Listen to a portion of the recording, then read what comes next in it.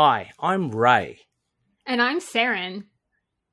We're your Spider Baby hosts from To Know Her Is to Fear Her, a Spider-Woman podcast, as well as proud members of the collective.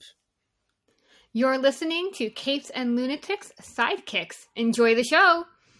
Hi, this is Phil, and I'm here to make sure you know all about the Capes and Lunatics Patreon. Don't miss out on all new episodes of Wade's World, Boob Windows and Long Boxes, our Hard R movie reviews, and so much more, all completely uncensored. Access starts for as little as $1 a month, full videos when you pledge $3 a month. Check us out at the link in all of our show notes, or just go straight to patreon.com/capesandlunatics. Hope to see you there.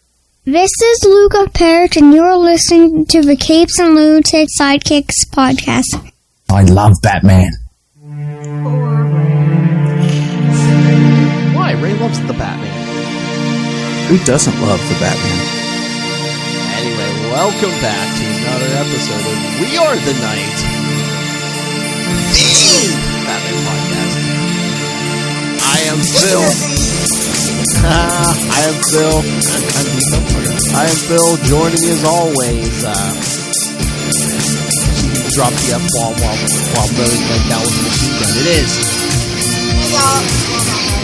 And joining us once again for part 2 of Batman The Long Halloween, our good friend, Mr. Tyler Patrick. Hey guys. What's going on? A lot. Hello. We're just out. When we're recording this, we're just hours away from the Suicide Squad. Well, it technically dropped 2.5 hours ago. Yeah. It already came out in Europe. But I mean, for us Americans, I think, on theaters and HBO. Like 7 or something, yeah. Yeah. Yeah, I haven't watched it yet. My one friend was at work. He's like, no customers are going to come in and play.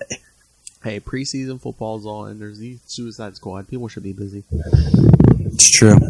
All right, and as like I said, Batman The Long Halloween Part 2 finally came out. Surprised. It was like almost 90 minutes? Yeah. It was surprisingly long when you think about... For one of their animated movies? Yeah. Put the long Halloween. The first thing I'm going to say right off the top about this Lilith locks it long. Wait, what? is it does feel like a part 2 in the sense it feels as if you were watching The Long Halloween, you pressed pause, you went and did a bunch of stuff, came back a month later and hit unpause. Because it doesn't feel like you're really introed into a movie. It feels like you just hit unpause and started where you left off. Because obviously on the Blu-ray it's going to be one long story. And I watched it twice. How many times did you guys watch it? I just watched I just watched each part one time, but I think if I can this weekend, I want to try to watch both like back to back.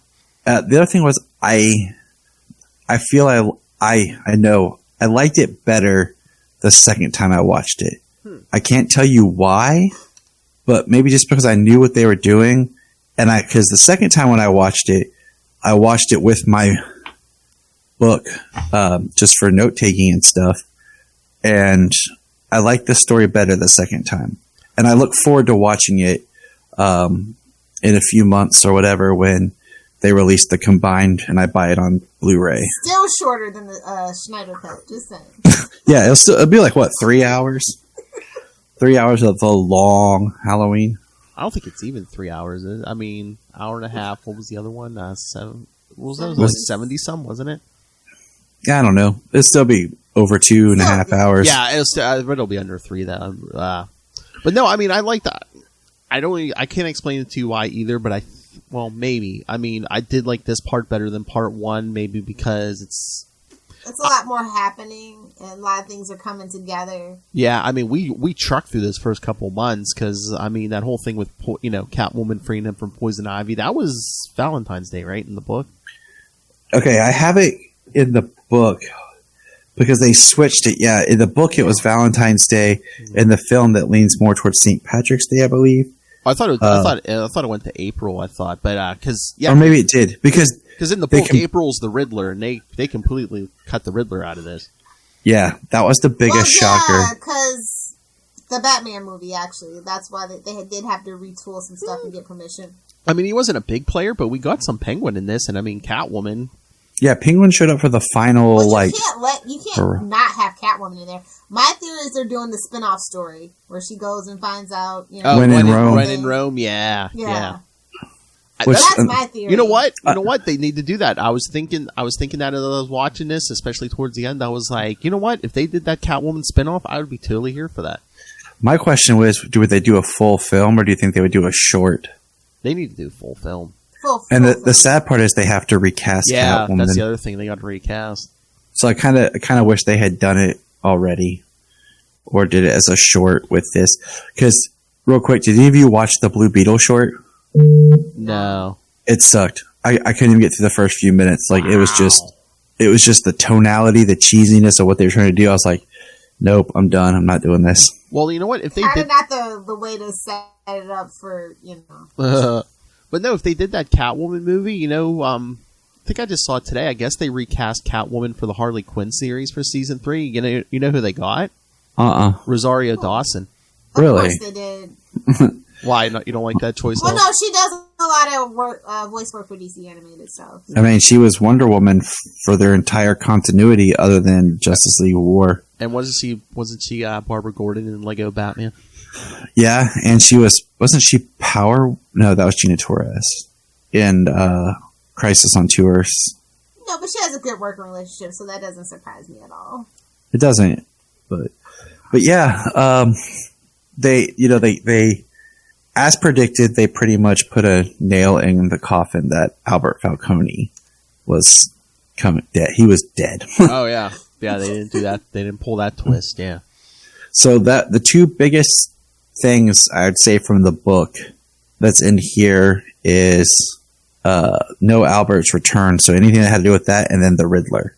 Yeah, nothing. As far as the second part, I mean, we got the Mad Hatter. I mean, we got Calendar Man, and they wouldn't do the Riddler. I really like Calendar Man. That should have been the short. We should have had a Calendar Man short. They did a lot of the beats that are in the book, but they kind of shuffled them around. Yeah, a little bit. You kind of have to with the adaptation. And again, they trucked through, Valentine's Day, St. Patrick's Day, Well, we started this movie technically. If you're looking at it as one movie, we started this movie at the mid-part montage. Yeah. If you're thinking about if you were watching this as a one continual film, this would be the time where you do a montage to speed up time to show. And I mean, did you notice that they did the calendar pages falling? Mm-hmm. Like I said, would have been wonderful in the other parts where we could tell when we jumped to different holidays. But I guess for pacing and stuff, they picked and choose which holidays they wanted to focus on. The other ones they just went right through. I'm just like, okay, see. Because let's be honest, in the story, some of them are kind of lackluster. Well, the ones that they sped through pretty much were. If you think about what the points were for those holidays, they pretty much were like, we'll just kind of go through this, we'll hit the high point, and keep going. Because I couldn't remember all the details the first time I watched of that particular holiday, but then going back and watching it kind of with the book, I was like, okay, I see what they're doing. I see how they're doing stuff. The April Fool's one's the one that I always liked in the book, the fact that they basically shoot at the Riddler with a plank for April Fools. So that was missing. And then Independence Day. Well, I was going to say, I'm trying to remember in the book, what did they do for St. Tyler Patrick's Day? Praised be to me. Yeah,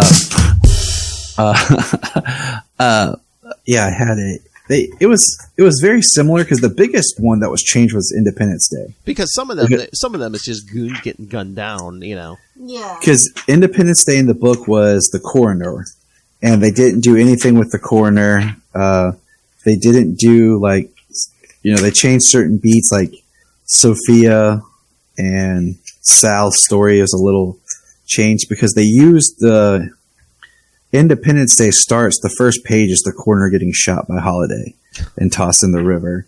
And in the story, of course, is when they have the hitman for Harvey, and they use that as kind of a way to really start to bring out his other side. Here's a question. Why was this part rated R? I mean, we got like... Okay, thank you. I was confused. We got like I think we got 2 F-bombs. The one kind of got, One got cut off. Well, it's not there. Yeah, she was like, Sophia was like shooting everybody with that machine gun. And so is it just because Falcone says it? It's like, you mother... I don't know. And I'm like, did we want to do the F-bomb, so we gave it the R, or did we get the R for some strange reason? And they say, okay, we can do F-bombs now. I felt like, even though they didn't show it, so it felt like a little darker, the death of Falcone's sister. Like, that was different than in the book, but I liked how they did it in the movie. On his birthday with, like, the elevator opening and everything. Yeah.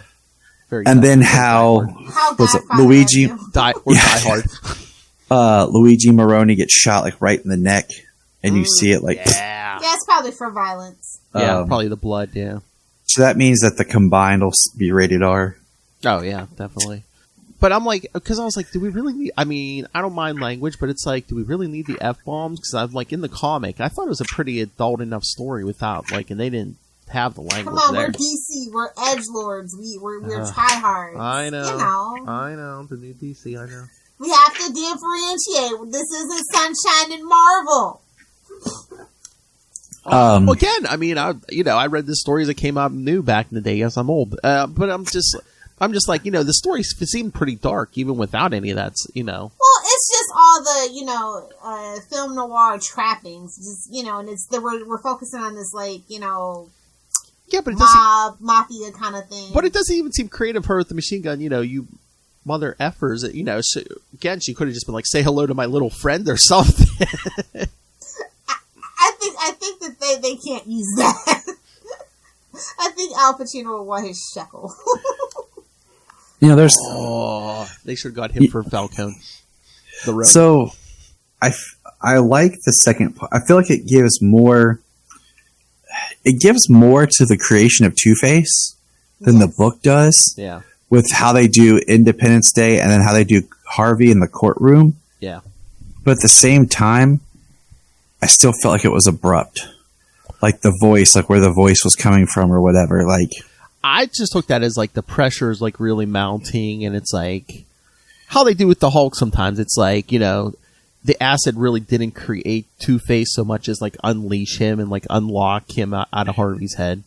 Well, a lot wasn't the big bad Harv was how they used on that animated series. Like, and then was it one of the comics did it like, Harvey, like he had anger issues and kept suppressing it. And eventually it was like his other anger side.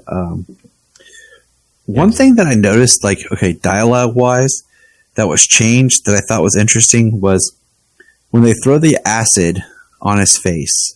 In the movie, Sal is doing it like revenge for his father because he believes Dent is Holiday. Because he says, "You're dead, Holiday." Mm-hmm. This stuff will eat through concrete. In the book, he says, "You're dead, Dent. This stuff will eat through cement."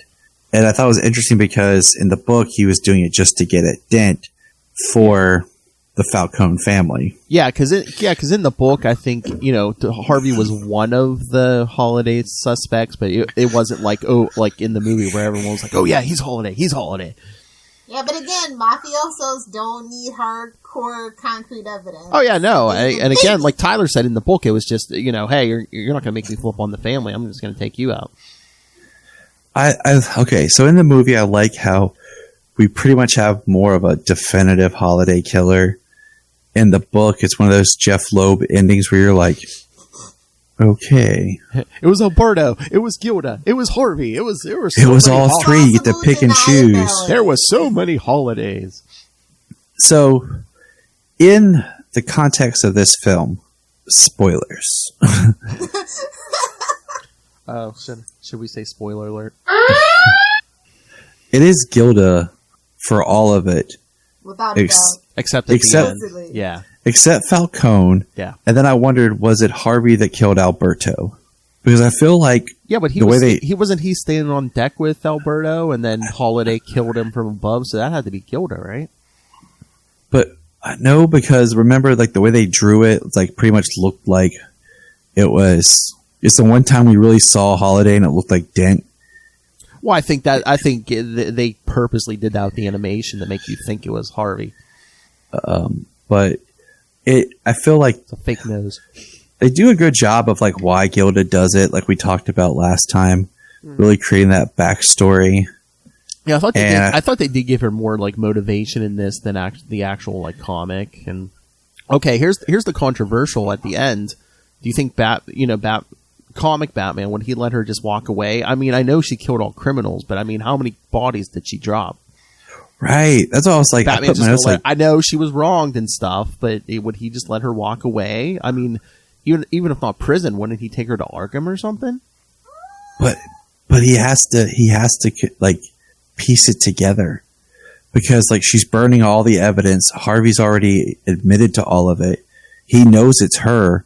What can he do? Just bring her in like she did it. Where's the proof? And then she's like, I didn't do anything. You're just harassing me because I'm Dent's wife. It's world's greatest detective. He could find something. But he's not the world's greatest detective yet. Yeah. And this, because remember, in the first part, he talked about, I didn't realize I'd have to be this much of a detective.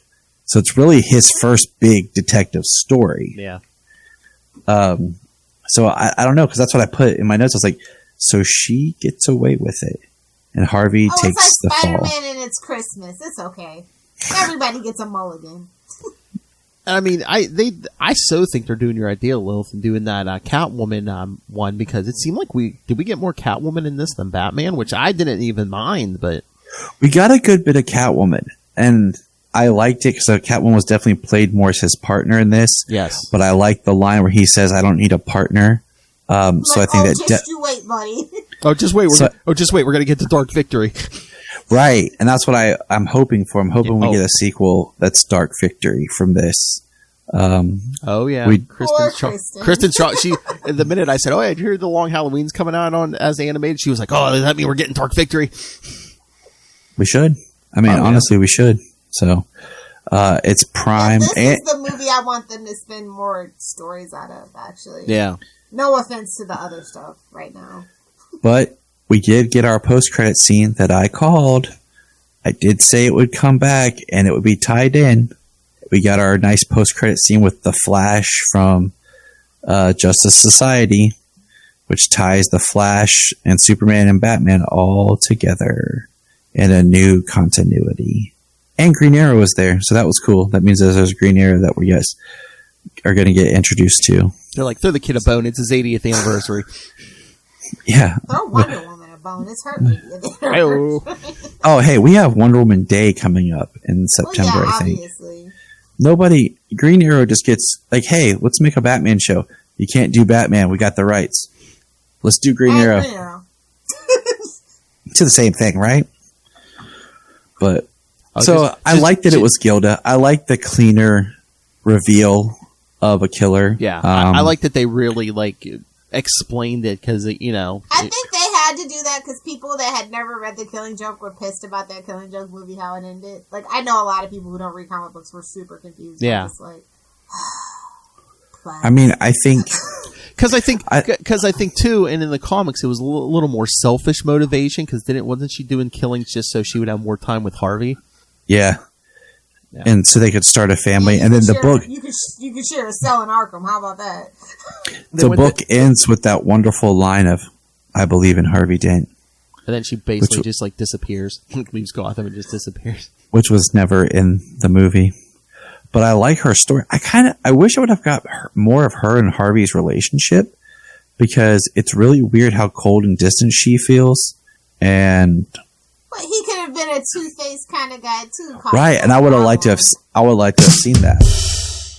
I would have liked to have seen that, just more of their relationship dynamic.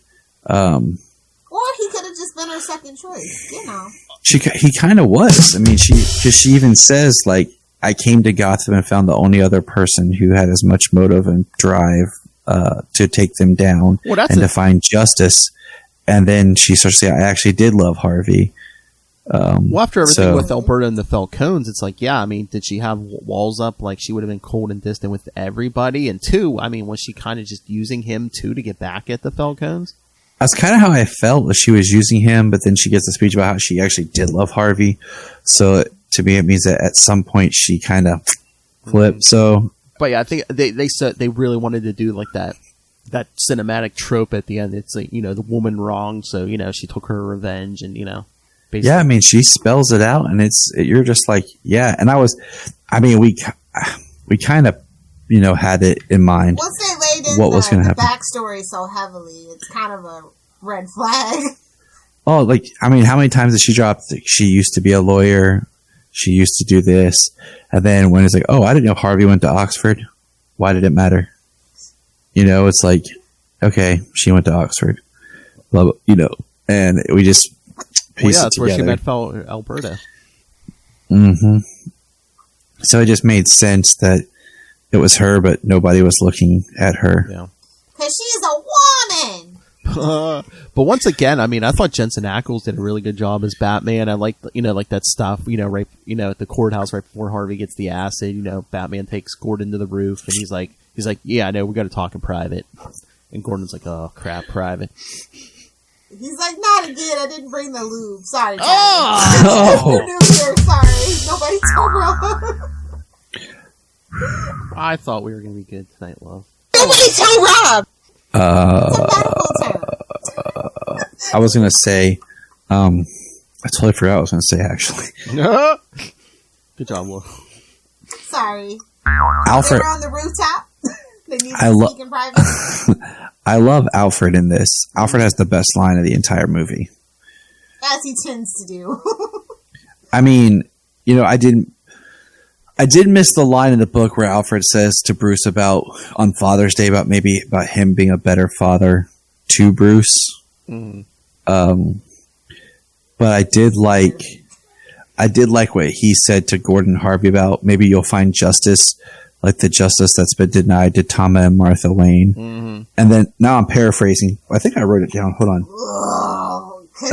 Because we needed a floating heads of guilt. Hold on. But again, I mean, the whole city's steeped in corruption. It's like, you know, the Falcones were going to do what they were going to do no matter what back then. So it's like, you know, I think Alfred's whole point was like, you know, at least, you know, Thomas Wayne got a hospital out of there where he could help how many people. I mean, again, the Falcones were going to do what they were going to do no matter what. He says, when does the sins of the father doesn't fall to the sons for redemption? And if that doesn't sum up Batman, I do not know. And then, of course, you know, he has the moment with Bruce where he asks him about what they did, and he says they'd be proud of their true legacy, which, of course, is Bruce himself. So, are we sure? Because I think maybe they think he belonged in Arkham. I'm just saying, are we sure? It's nice to say, but when you think come on. Look at Flashpoint. Look at Thomas Wayne Batman from Flashpoint. I mean, come on. Yeah, that apple didn't fall far from the tree. Seriously. I mean, and again, I mean, at the end, we got, you know, Selena was with Bruce at the mansion, so it's like, are we going to spin more stuff out of this? Are we maybe going to get some of that Tom King stuff, or, you know... And don't you just love how in the movie, like, I need Jeffrey Dean Morgan to actually be Thomas Wayne in the animated, since Jensen Ackles. Yes. I'm just throwing it out there. Oh, okay. Then let's go a step farther. Let's do some like Court of Owls and have Lincoln March and just get Jared Padalecki to come voice Lincoln March. Well, if they've kissed and made up about that whole fiasco, then yes, I'm down for it. Yeah, yes. For those of you who may not be familiar watching this, yes, these two are supernatural nerds. I just restarted season 1, and I was watching like, man, this was so good. Anyways, digression. But you know, I haven't read a lot of negative stuff just because I don't feel like dealing with it. But I know that some people are unhappy with this.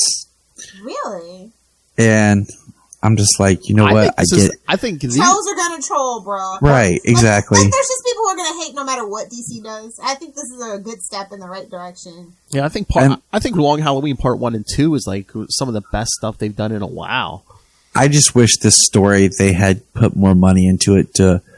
I like the animation style. I just wish we would have got better animation, if that makes sense. Like that. Yeah, there's choppy parts for sure. There's choppy parts, and it's that type of animation where they just have the front character animated moving while everything else is a still frame, or everything's just a little bit slower at moving. I know. So there's less to animate. I noticed some of that. I don't know if I got used to it, but to me, it almost seemed like there was less of that As an than Archer part fan, one. I'm okay with it. I mean, it was still there, but to me, it seemed like it was less than part one. So You go and you watch some of your like higher end animated films that were maybe theatrical, 2D stuff, about how there's motion and movement even in the background, and not a lot of like freezing and stuff. Phantasm, for instance. Yeah, that's a great one to reference. and again, just like with live action, I think like the scenes where it's darker kind of like helps hide some of the flaws though too. There was more Grundy in this. Yes, I was going to bring that up. Move your ass, Grundy.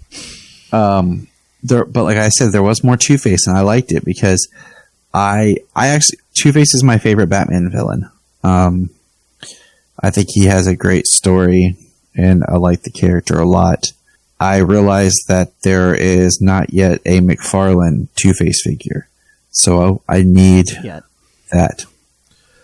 And I don't know, is it just a coincidence, or was Josh Duhamel doing was he doing 90s animated series Two-Face? Because the voice, I swear, sounded kind of similar to me. It sounded very Richard Mole-like, but I like Josh Duhamel doing Two-Face. I like the cast, because period. his Harvey Dent didn't sound the same, but his Two-Face sounded very similar to Two-Face. And I like that differentiation. It's also like how some people can't do Bruce Wayne and Batman. Like, they're actually two different characters. So, and the thing is, like, we know that Jensen. I think because at first I kind of like was like, all right, how hearing Jensen Ackles' voice as Jensen Ackles is weird. Okay, Lilith knows what I mean, and I actually watched a video on YouTube called "The Evolution of Dean Winchester's Voice." Because if you go back and watch season 1, it's like, hey man, I'm 26, bro. You watch season 15, it's Sam, what are you doing? Like, he's already talking like he's got gravel in his mouth as Batman. And that's why, like, Under the Red Hood is weird to listen to, because you're like, I know that voice, but it sounds different. And then this is, kind of the same thing. So he did do a slight difference in his Batman voice to his Bruce voice. But it wasn't him doing his Dean down here voice. He's very tired of doing the Dean voice. Right. And that's what I actually appreciated. But I mean, it is interesting because like I haven't listened to it enough, but like how did he vocalize any differences while being Batman talking to Commissioner and Harvey compared to being Bruce when he talks to Commissioner and Harvey? Other than just making jokes and things when he talks to them. So I think there was a couple of octaves difference, honestly. So I liked Scarecrow. They got to roll off that Scarecrow plan, eh? I did not like Mad Hatter. Was he like an Irish? Who does? Was this? But no, in this was he supposed to be like an Irish guy or something? He had It was accent. It was weird. It was very. The Mad Hatter? I didn't look. It was John DiMaggio, if I remember right. Oh, that's interesting. To me, he just sounded more. He looked like a mixture between the Mad Hatter of this book and what they did with him in the New 52, where they made him more like a deformed person. Well, I think he was kind of like in the Long Halloween comic. I mean, he was kind of like similar to this, right? Well, he was similar, but yeah. I just love Rudy McDowell from the animated series, that higher register of the Mad Hatter. Oh my god, we were just watching his first episode of on the animated series the other night. So, Link? What? Tweedledee. Luca gonna be reviewing that? So Maybe. like the animated series is like Tweedledee, Tweedledoo. Here they're like, oi, the walrus and the carpenter are walking, mate. So it's a little different. But I was like, is he the Mad Hatter or the Leprechaun? Well, I mean, they really went for like the deformed forms of some of those villains too, because it was the Tim Sale art that in the book, and I mean, Joker's chin put Jay Leno to shame. It was like 6 feet. And long. he was wearing some Urkel pants, because there were some hiked up pants too. Oh my god! Why do I? Oh my god! Stand there with a bloody crowbar. Did I do that?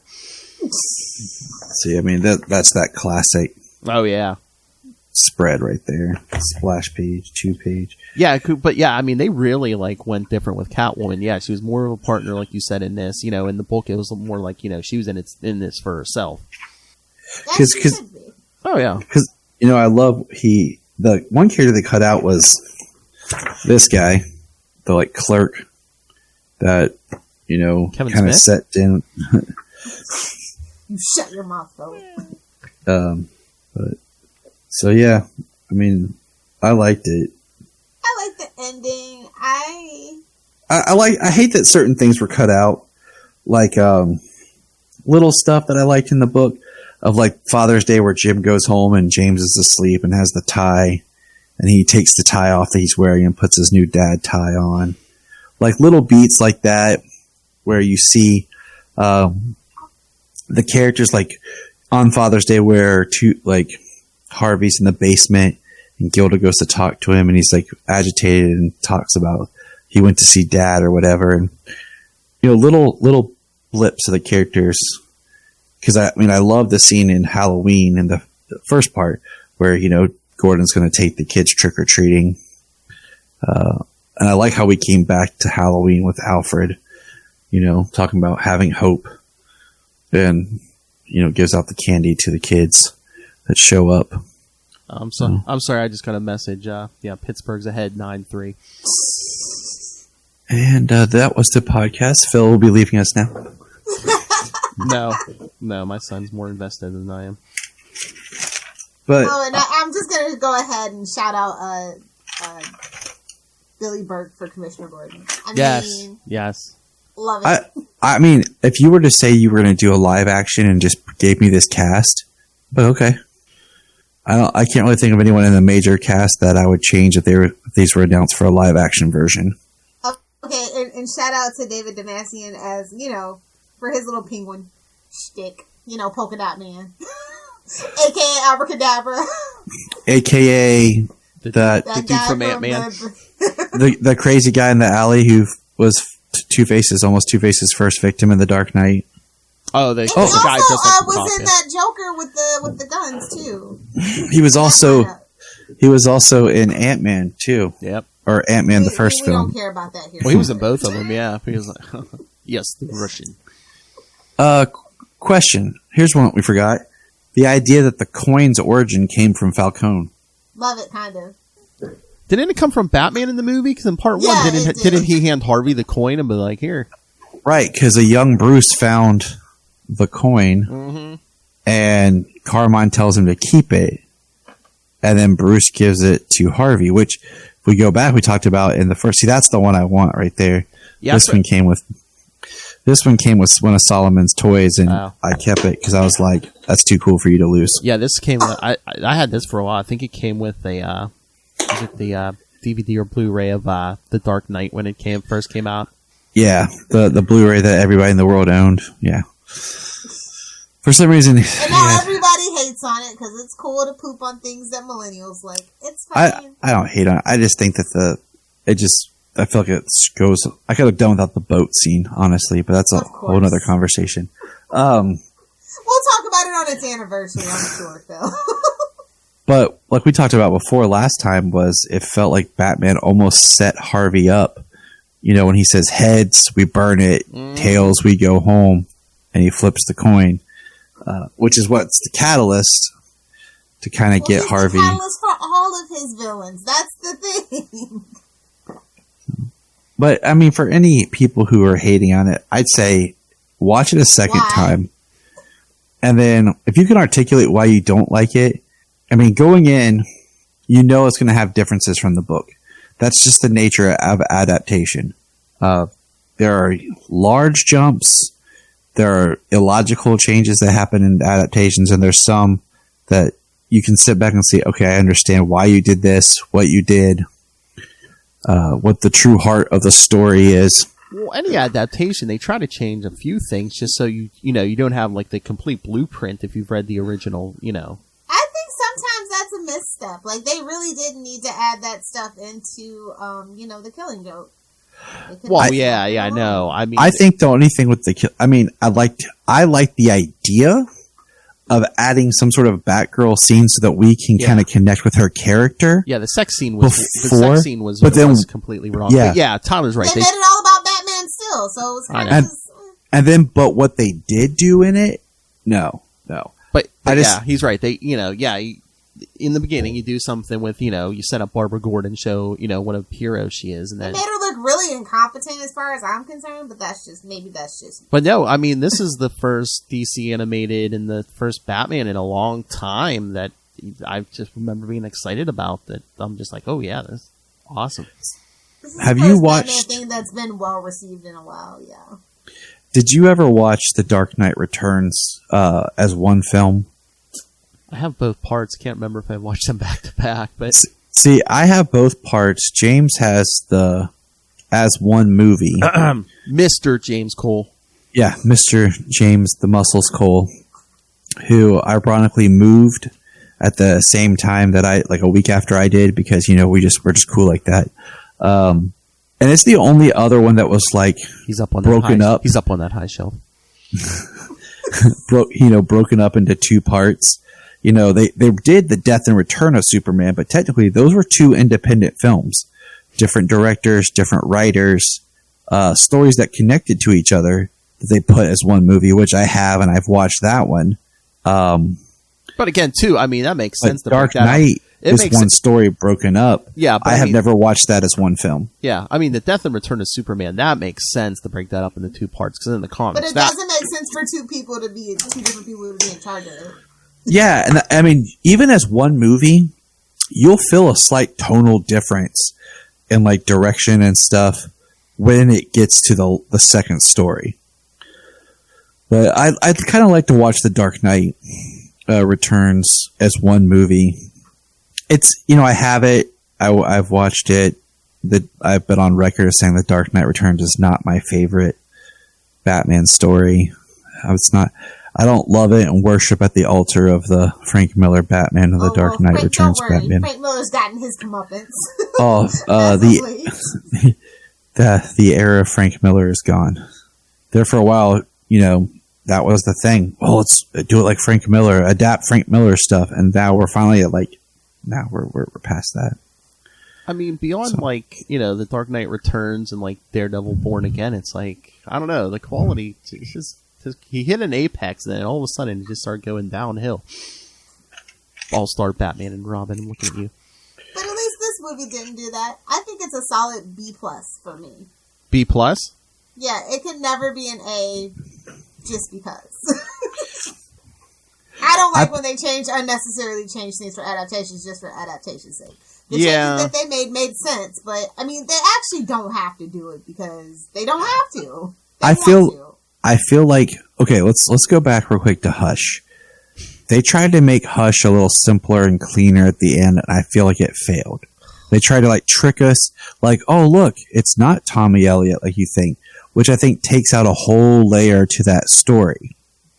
This, I feel like they did right. I know it's not the same writer, okay, I know that, but we're looking at it's a Jeff Loeb, and sometimes on Jeff Loeb's endings of his big mysteries, they're a little convoluted. Because yes, Tommy Elliott was Hush as far as the man in the bandages and all that, but the Riddler was kind of the puppet master behind the whole thing. They tried to make that cleaner, and it didn't really work. In the book, The Long Halloween, Gilda is a killer, and her motives are put there. This, they gave her a real backstory and made her straight up the killer, other than the killer of Falcone. Because if you look at the time when it should have been Falcone's death, she had two, which was Montoya and I'm not sure who the other detective was, at her house the whole time. Because she even says, I can't get my car out. And they said, we'll drive you wherever. So right there told us that she's not going anywhere. So Harvey, was finished it up for her. So I like in this one, they cleaned it up, and the changes in this all make sense. Now, if you had more time, if they ever wanted to do this live action, I think a mini-series type thing would be the way to go. Do 12. Max, page you know what I'm saying? Max. Do a live action, Long Halloween, and it's 12 episodes, 13 episodes, Or even if you do a live action, it doesn't even have to be Long Halloween. Let's get some, hey, HBO Max, let's get a Batman series with Batman and maybe do some detective stories. We can never have a Batman series. Do some detective stories. I mean, look how popular. I think we can have a Bruce Wayne show, but we can't have a Batman show. Let's see. Let's look at this. We have a Batwoman show where they've tried to talk about Batman. We have Titans, where it dances around Batman as much as it can. We had Gotham. Yeah. Right, we Phil? Had Bruce Wayne in 2 seconds of Batman. And we still have Pennyworth. You know, it's like, that's why I always go back to the Teen Titans Go. Next week, Utility Belt. Yes. Utility Belt coming through. But no, Alfred, the movie. Like I said, look how popular procedurals are. Law and Order SVU's on season 21, 22. Well, it's again, do a mystery, do a procedural thing, and then you drop Batman into it. You're telling me people aren't going to watch that HBO Max? Supposedly, that's what the Batman's supposed to be, and we're supposed to get that Matt Reeves. It's supposed to be a Gotham series. Yeah, but it's not Batman, isn't it? Supposed to be the GCPD? Exactly. Oh, yes. That show. They'll dance around Batman, but they won't give us an actual. Do the actual GCPD book. And again, we were supposed to do a Batman procedural on HBO Max, and if it's on HBO Max, you can go as adult as you want. No, because then you'll still get in trouble, like Batman Damned. You'll still get in trouble. Oh. But I mean, I think that's what we really want is a really good Batman procedural show. I mean, you give us all these other shows that play in that universe, that dance around it. I mean, How much for the rights? Just give me a number. Give me a number. And then, like we said, and then if they can't do Batman, they just do Green Arrow, and because they're like, oh, he's close enough. We do need a better representation for Green Arrow. I still need my Green Arrow Supermax story to happen. So I mean, that's what they tried to bastardize in, was it season 7 of Arrow? Was it 7? Mm-hmm. Where they put him in jail? About that season. All I know is that if you take the 2 live action Oliver Queens we've had, you put them together, you really kind of start to get the real character. What I want is I need a rebooted Green Arrow series set in Seattle with Sherwood Florist. Oh, okay? He wants some Grell. He wants some Grell. I'm just gonna have to change it up, throw everybody something different, and I would like a series story that keeps to the comics. Like we've had 2 live action Green Arrows, and neither of them have ended up with the person they're supposed to be with. Give us a true Eddie Fires.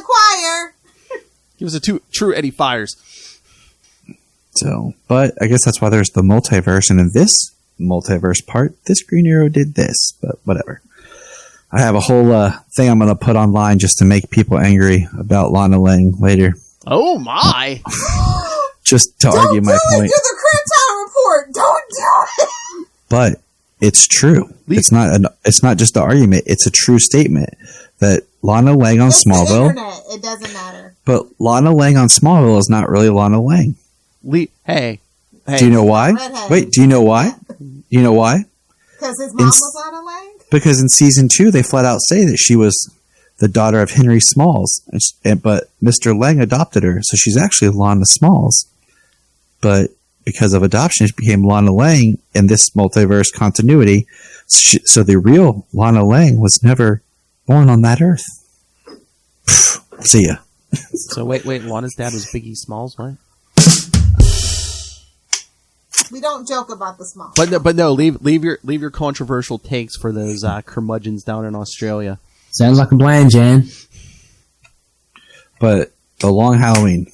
Yes, again, some of the best Batman animation we've had in a while. I love Batman. When in Rome. I mean, I would love to see When in Rome. I mean, they actually do reveal the name. Louisa. That's Catwoman's mom. I mean, with the movie coming at the beginning of March, are we going to start seeing more Catwoman stuff? Probably not. The series has been kind of off with DC lately. Unless they wait to see what the movie does, and if Catwoman really starts trending, maybe. It's Zoe Kravitz. I mean, it can't be worse than Halle Berry. No offense. Lilith, if you put on a Catwoman mask right now, you would still be better than Halle Berry. If you put on Mickey, Halle, but I hate that movie. if you put on Mickey Mouse ears and told me you were Catwoman, you would still be better than Halle Berry. I was going to say, hell, if Charlie Esser puts on a Catwoman mask, he'll be better than Halle Berry right now. We're doing me now? They took the template for the movie The Crow and was like, Cat.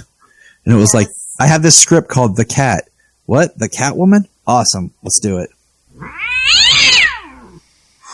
DC, get it together. And they are trying desperately, as we see with this movie. I definitely think it was an uptick in quality from the last couple, so they're trying. Top 3 worst DC movies. I mean, if you look at some of the stuff, I mean, the animated stuff, the comics, I think, they'll never admit it anymore, but I think they're seeing, let's kind of steer us back towards, like, the pre-New 52 stuff. And back when we were making bank! Yeah, because, yeah. Oh, hey, not to take us too far off topic, but Tyler, did you read Superman Son of Kal-El #1? Yes, I did. I'm sure you did. And I was all game to talk about it, but like I told Phyllis, I've been so busy with the movie. I totally forgot that it was like, last Friday was Friday. Like the whole day, like I even asked Jania and her dad who was helping with stuff, I was operating thinking it was Thursday.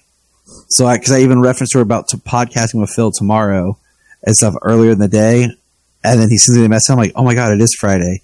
I really liked Son of Kal-El, but I really don't like that they retconned his birth. Oh, what? You out of Convergence? You don't like that? I like the Convergence because, one, it gave us a really clean reason how Superman could conceive a child with Lois. Powerless, yeah. And it's the same thing they kind of did on Superman and Lois. They did he's powerless, they have a child. On Argo, yeah. It's born and everything, and then in Superman and Lois, they kind of retconned how the twins were born. So I didn't like that because I like the Convergence. I know it's a little mucky about the whole Convergence, but then at the same time, like that's almost like they're trying to say Convergence never happened, which is a whole crap on continuity. But whatever. They should have just said Lois was sitting under like some kind of red sun lamp every day for a couple hours just to keep that fetus powerless till. And then. Number 2 is I like the idea that Superman's child was delivered by Thomas Wayne. And like that, even, it's that Flashpoint Thomas Wayne, yeah, but you have this kind of synergy between like Bruce and Clark and the fact that, Bruce is meeting his father in a kind of a mirror of what he himself could be. And then his father delivers Superman's son into the world, going back to being a doctor. That was really cool. But then I feel like it also destroys the story that I really loved was the Lois and Clark Dan Jurgens stories leading up to when that Superman entered the continuity. Again, we're quietly. But they're also trying to. I feel like they're definitely trying to streamline stuff too, and they're which makes sense. Sweeping away all the New 52 stuff. Which makes sense. I mean, it's comics. Things happen. But other than that, I enjoyed the book. It's one of those stories that I can't wait till I have like a thicker trade of it, So you feel like you're just because you're like it's like you're building into it. Like yeah. Okay, I'll wait. All right, let's keep going. So, all right, I like what Tom Taylor's been doing on Nightwing too. Yes. I've always liked his writing. Period. Oh yeah. So having him writing this and Nightwing at the same time is exciting. Diggity dank. All right. It has no unknown origin. Phrase of unknown origin. I know. Mark Waid couldn't even remember that. Well, I was going to wrap this up. Lilith, you gave a B+ for the movie. Tyler, did you give your grade? No, I was going to, but we do what we always do. Tangent. I kind of lean towards. I kind of.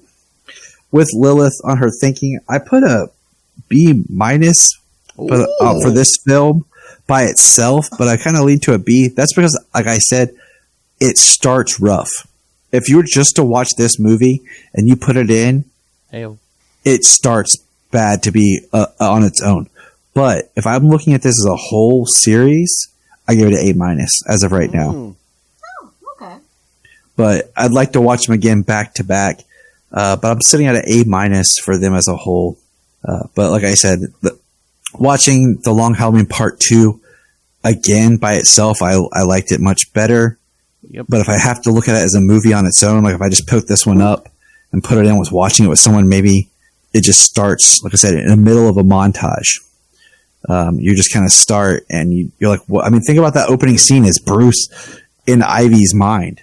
And the pacing, it's just like, yeah, man, they streak through like 2 months and stuff. Yeah. So it's about 20 minutes in or something when we actually start to find that ground where we feel like the movie is going. So that first 20 minutes is kind of rocky if you're looking at it as just an individual movie. So. But again, they did good with Catwoman, because even when Catwoman shows up to free him from Poison Ivy, I'm like, I knew it was coming because it's in the book, but I'm just like, yes.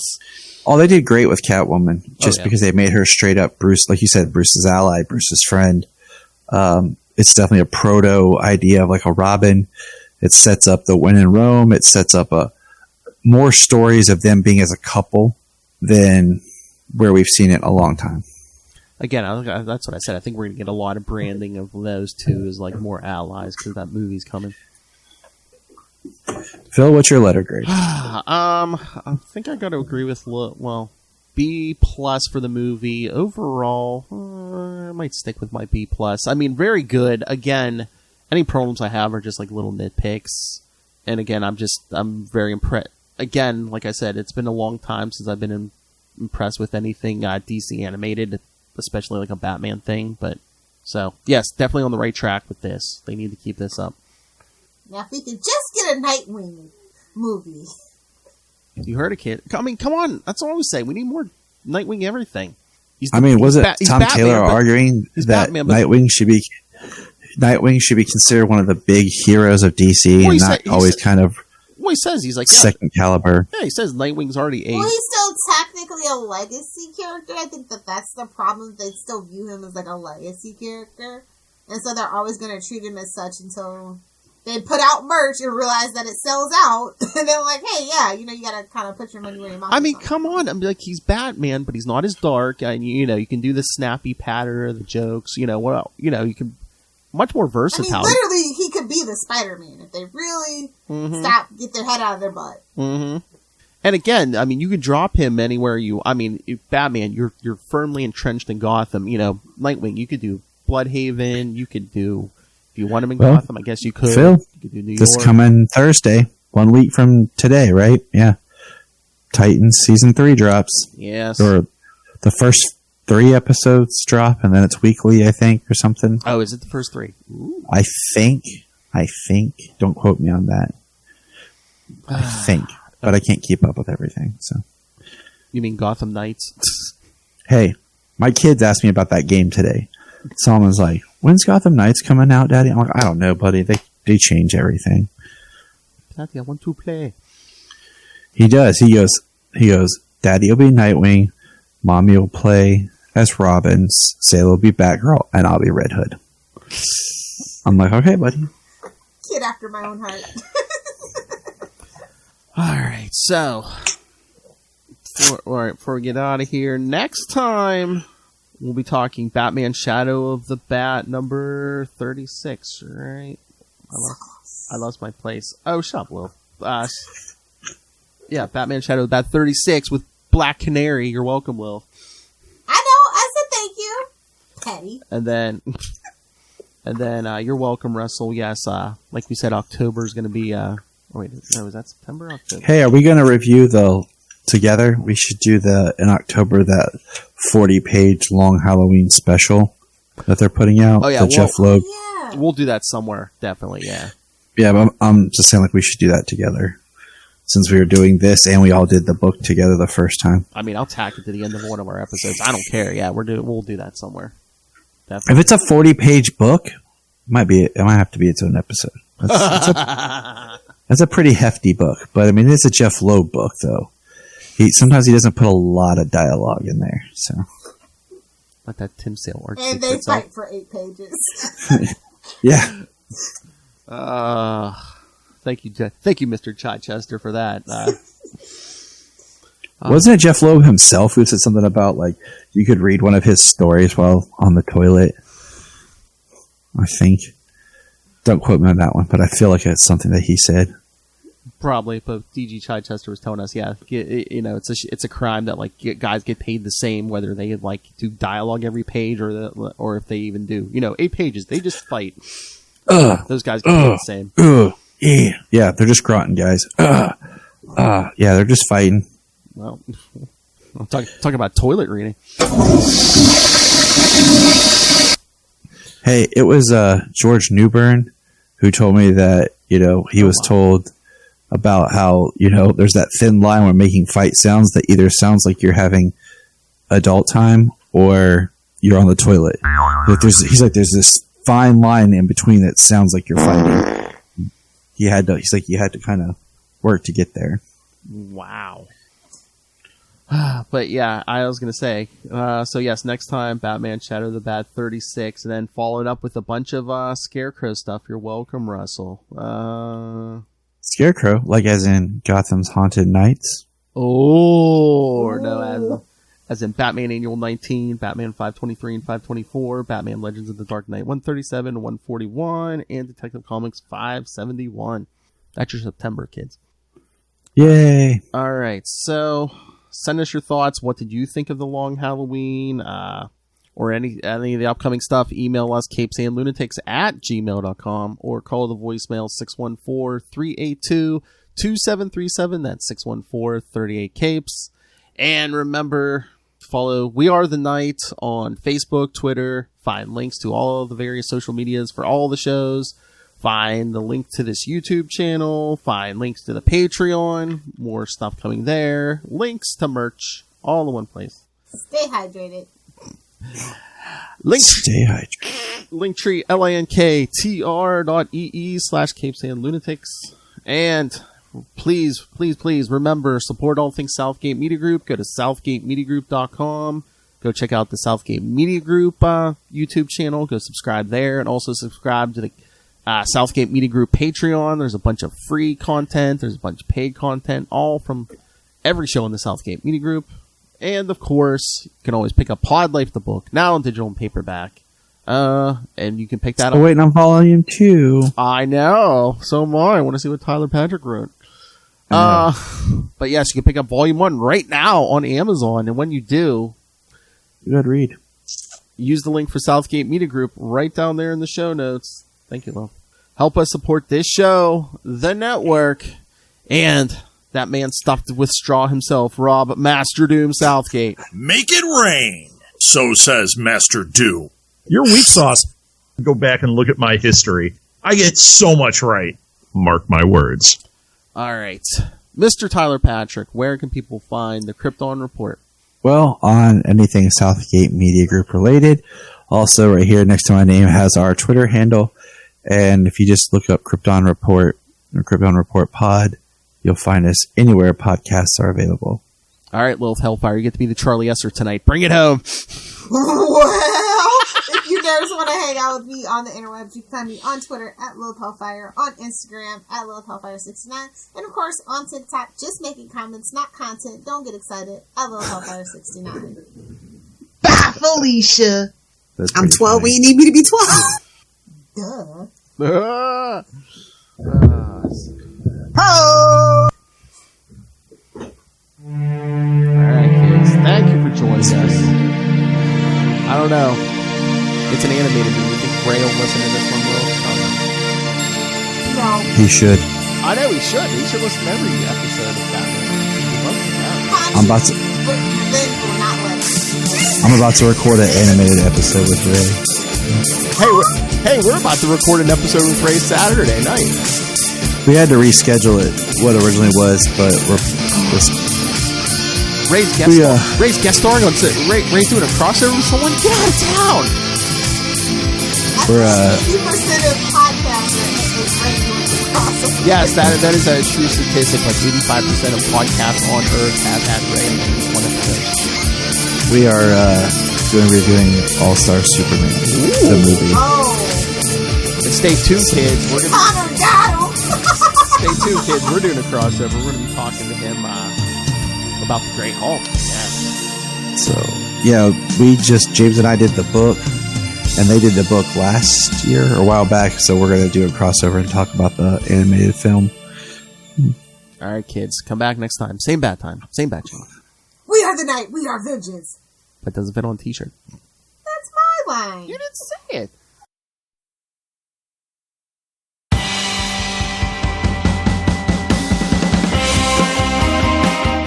Hi, I'm one of the High Priests of Khonshu Ray, and I have the sacred privilege of providing you, the loony listener, with a podcast honouring Marvel's very own Moon Knight. So join me and a host of others at Into the Night, a Moon Knight podcast. Follow us on Facebook, Twitter and Instagram, or support the show by becoming a Patreon member. Into the Night, a Moon Knight podcast. It's time to get your Khonshu on.